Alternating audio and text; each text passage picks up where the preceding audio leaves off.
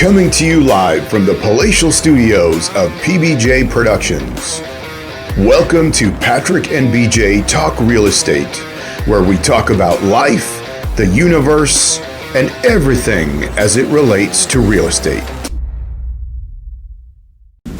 Hey everybody, it's BJ. And Patrick. Thanks for joining us. We're back again talking about all things real estate. And, you know, today we're going to talk about something that's maybe not specific to Vancouver Island or to BC, but it is something that is being floated in, or is about to be floated. Is it going on right now? Oh, they're going to do it in Ontario. But already, or like next year? Not until April 2023. Okay. Yeah. Okay. So coming up in April of next year in Ontario, and we'll see what that does in terms of what they're trying to get it to do and what it actually does, and then obviously we can talk about that a little bit and see, is it something that we could see here? So, well, the conversation was happening already a year ago for open bidding in BC, and somehow it sort of fizzled out and was replaced with a cooling off period. Right. And we've talked about that in other episodes. Yeah. So cooling off period sort of took off here. That's going to be implemented in January 1st, 2023. Right. But the whole open bidding process kind of got quiet. And right. So maybe let's just talk about the process as it sits right now for us, because it's pretty similar in Ontario right now. That's right. In terms of how that process goes. So right now, let's say you're the listing agent, and I come to you with an offer for my client, the buyer, and so over here comes with an offer from his client. I don't know anything about that offer. So we have two offers. Right. So we're in multiple offer situations. That's right. Got it. So I've come and given you an offer, and this person has come and given you an offer. Mm-hmm. Right now, I don't ever get to find out what that other offer looks like. That's right. Or let me put it this way, unless you want to let me know, I don't have a recourse to say what's the other offer. Right. So from the listing agent's point of view, unless I'm specifically instructed in writing, an email, a text, some kind of evidence to say, yeah, let the other party know that the offer is X. Right. Then there's no reason that you would know what the other offer is. Right. So that's the normal state of the union. You as the representative for the seller, though, obviously your client is going to be privy to whatever is in both of those offers. Yeah, and when, like, let's say you bring in the first offer, I would be calling everybody else that showed the property, showed interest in the property. Oh, hey, by the way, we message everybody. We have our own internal system between our real estate board here. So I would let buyer B or buyer number 2, I would let notify their agent, hey, we just got an offer, it's open until whatever, this much time before we have to respond to it. Are you people interested? Yes, we're interested. Hey, we got an offer. We're like, okay, great. Hey, BJ, I'm just notifying you, courtesy. Now, of course, the seller has to instruct me to do that, but this is pretty normal, pretty common that all the other agents would be notified that there's another offer. Right. Okay. But we would have received the second one, see what is it first, and then decide if the seller wants me to notify you. 99% of the time, yes, let's notify the other people, see if we can get a better offer. So you have an opportunity to revise your offer. Right. At that point. So, but usually... Or walk away. Sure. And usually, whether I've been acting for buyers or sellers, it's usually, maybe you've come down to the top 3 offers, and you go back to those 3 agents and say, look, there's 3 of you guys that are basically right at the same point. Is there a way to improve your offer? Yeah, can you improve your offer? Yeah. And then we see what happens. And like I said, I've acted on both sides of that equation. I know you have also, where we've done that and been like, no, that's it. Or, yeah, let me see what I can do. So, in that context, however, I still don't know what the other offers look like. Right. Unless you want to tell me. So the news, the headlines will keep referring to this as blind bidding. Right. And to me, it seems it's almost as labeling it something that it's not. Right. Right. Same thing when the government was calling the cooling off period. It's a buyer's remorse.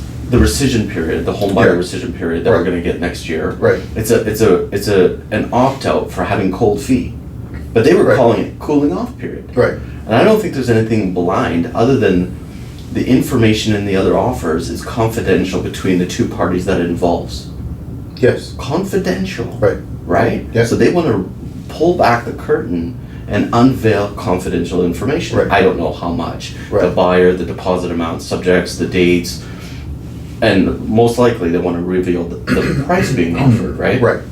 So now we're talking about Toronto, or Ontario, pardon me. Yeah, I What- want to make a what's- distinction like between what blind bidding is and what open bidding is. Right.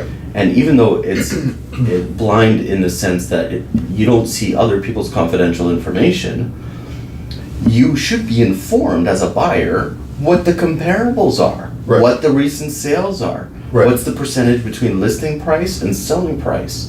There's nothing blind about this. It's not like you're uninformed. Your realtor's not informing you.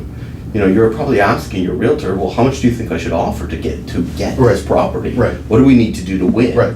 Or what do we need to do to get the best deal? Yeah. Right? Yeah. And, So- that's where I always talk to my clients when we get to the, multiple offers is, it's, the money's a big part of it for sure, but there are other ways we can make this offer more palatable, to look better, to be more of more interest. There's other things. So Yeah. presumably, now let's jump over to Ontario, because presumably that's all being disclosed. Dates, we don't know. but- Presumably, yes. Right. Let's go with that. Let's go with dates, conditions, deposit, and amount.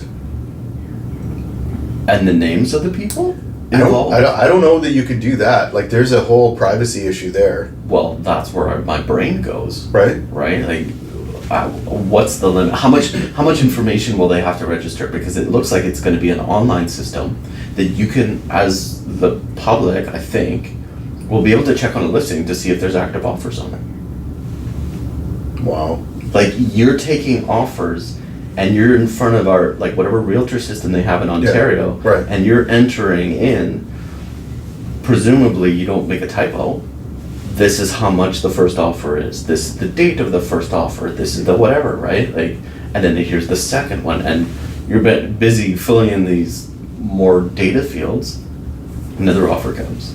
Right. It's gonna take me forever to like even present the offer at the end. The public's gonna know before my clients know. No, of course, you're gonna have a conversation, send it Sure. to them first. Sure. Yeah. But there's time that needs to be allowed to Yeah. process everything, right? And make Yep. decisions and Yep. review which is the best offer. 100%. You know, I'm gonna be a data entry person if I was an Ontario realtor. Yeah. I mean, I guess that's the thing. We'll find out next year what that all looks like and how it actually evolves. It'll be interesting to watch that, right? Yeah, I think it'll be very interesting. I know, I don't know that that's in the seller's best interest. Oh, well, that would be contrary to the claims of what people in Ontario government are saying. They're saying like it would be in their best interest. This is in the seller's best interest? Yeah, but I don't understand. How's that? Well, I don't understand what they're saying. Right, Like, show me how that is in the best interest of the seller. right, It's very weighted on a buyer, 100%. right? Just like our BC Tenancy Act, our tenancy agreement is very heavily weighed towards the rights of the tenant Right, instead of the landlord. So it's not. It doesn't feel balanced at all. Oh, so before we go on any further. In BC, if you wanted to do an open bidding system, like an auction system, yeah, you're allowed to do that right now. If Right. you as a seller thought or decided that we're gonna auction off my house, we're gonna have I'm not sure exactly how these services would look like. I know a realtor here in Victoria did it years ago, set up an auction, had a party, had people over. I think they had somebody administer, like an auctioneer, do it. Anyways, so it's not like you can't do it here, but the market isn't asking for it. yeah. So that's interesting. Yeah, I think you come back to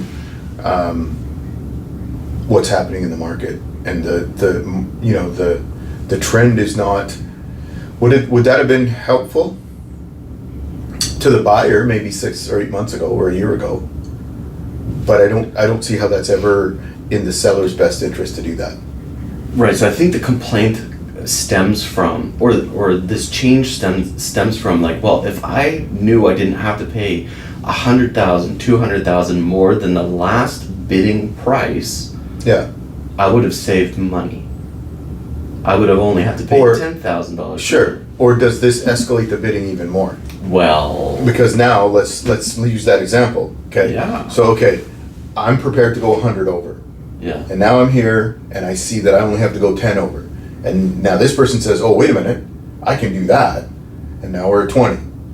Well, I can do, so they went 10 over me, but I'm prepared to go 100 over. So let's say it's 90 now because you went up 10. yeah. I'm just going to jump up to 50, You might just get more aggressive, right? just to not get rebid. Right.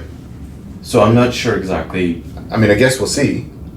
But Well, yeah, that's exactly it, right? I We'll mean, see it'll be if it interesting. does anything to the Yeah. market. It'll be interesting, you know, obviously it's not something that we're going to get firsthand knowledge of, but we can certainly reach out to associates in Ontario and just see after they've done this for a while. What did you think? How was it? I can't wait to talk to Realtor friends after April Right. in Ontario. Yeah, To see, and see like, what they have to how say. are they administering this, right? Right. Yeah. Because if Yeah. it's any foreshadowing to what might happen in BC, well, I think depend on the success, how it works in Ontario. Right. So we'll see. Yeah. So that's it for today. Thanks for joining us. As we always say, please like and subscribe. It helps us get our channel out there, helps us grow our channel. If you have any questions, if there's anything you can think of that you'd like us to address as far as real estate goes, please put it in the comments or reach out to us directly. We're happy to talk about, you know, whatever you bring up that's related to real estate. And, you know, sometimes we talk about stuff that's not related to real estate too, because we talked about, you know, stuff to do around Victoria and things like that too. So, Absolutely, yeah. yeah.